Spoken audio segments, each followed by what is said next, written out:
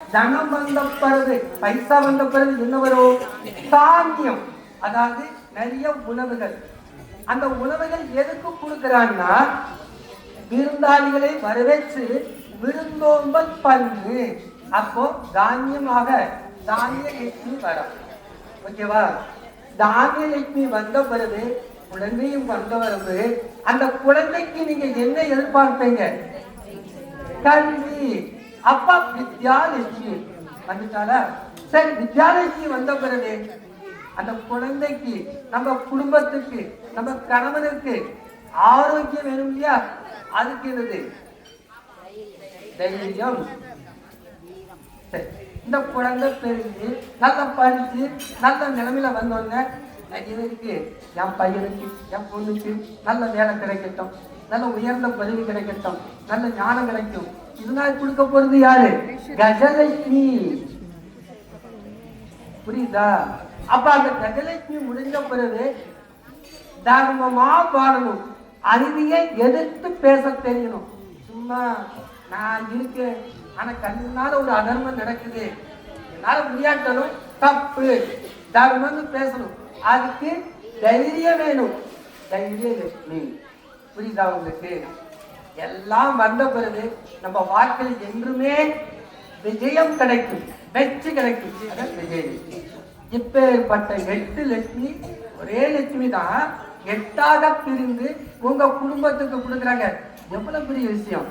ஒரு மகாலட்சுமி நம்ம குடும்பத்துல கல்யாணம் ஆனதுலேருந்து, பூஜை பண்ணதுலேருந்து கடைசி வரைக்கும், பேரம் பேச்சு பொண்ணு பேரை எடுக்கிற வரைக்கும் திரும்ப திரும்ப திரும்ப நமக்கு என்ன தேவையா கொடுக்கறது தான் இந்த வரலட்சுமி நோம்பு. இத தினசரியே முடியாதுன்னு நினைக்காதீங்க. நமக்கு 5 நிமிஷம் தான் வேலை. விளக்கேத்துங்க, ஒரு மகாலட்சுமியில போச்சு, அப்போ போதும்.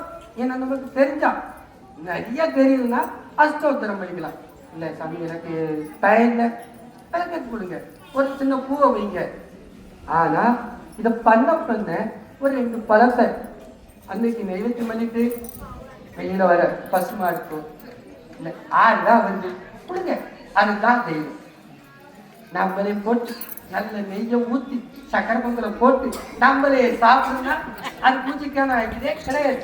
ஏன்னா இந்த பூஜைகள் பண்ண நமக்கு நம்மளுடைய குறைகள் நிவர்த்தி ஆகிறதுக்கு தான் என் பூஜைகள். புரியுதா உங்களுக்கு? இப்ப இந்த பசுமாறு கோபூஜை பண்ணோம், 2 பழம் வச்சிருக்கலாம், வைக்கலாம். இல்லை இவ்வளவு பழத்தை எல்லாருக்கும் கொடுத்தோம். இந்த கொடுக்கும் என்ற மனப்பான்மை நமக்கு எல்லாருக்கும் வரும். இந்த மகாட்சி போட்டுச்சு. அப்ப சாமி காய்ச்சி நினைக்கங்க, எல்லாருக்கும் அன்னைக்கு கொடுக்கலாமா? கொடுக்கலாம். எல்லாரும் கொண்டு வந்தாங்களா? நீங்களே எல்லாருக்கும் கொடுக்கலாம். கைய மறக்காம சாப்பிடணும். சாப்பிட முடியுமா? கைய மடக்காம சாப்பிட முடியுமா? அர்த்தம் ஊட்டிடலாம். அது தெரிஞ்சுக்கிடுங்க. 3வது ஊட்டி வளர்த்தால் இதுதான் அர்த்தம். அப்போ நம்ம ஊட்டி வளர்த்துட்டோம்னா, கை நீட்டுச்சுன்னா கண்டிப்பா நமக்கு எந்த வருவதும் வரவே வராது. வரும். எப்போ வரும்? தேவையில்லாத செலவுகள், தேவையில்லாத வார்த்தைகள் இதுதான் வந்ததுன்னா அத அவங்க என்ன பண்ணுவாங்கன்னா, அவர் ஆற்றுக்கிறது யாரு? லட்சுமியோட ஆற்றுக்கிறது யாரு? அவரு பார்த்து என்ன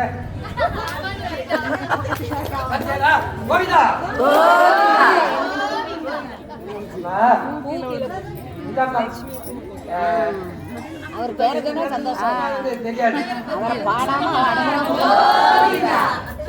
இப்போ பெருமாள் எங்க இருந்து இருந்துச்சு? மேல இருந்து. பெருமாள் பார்த்து பார் சொன்ன உடனே இந்த மகாலட்சுமி பூவை கீழே போட்டாப்பா. கேட்டுக்கிறீங்க?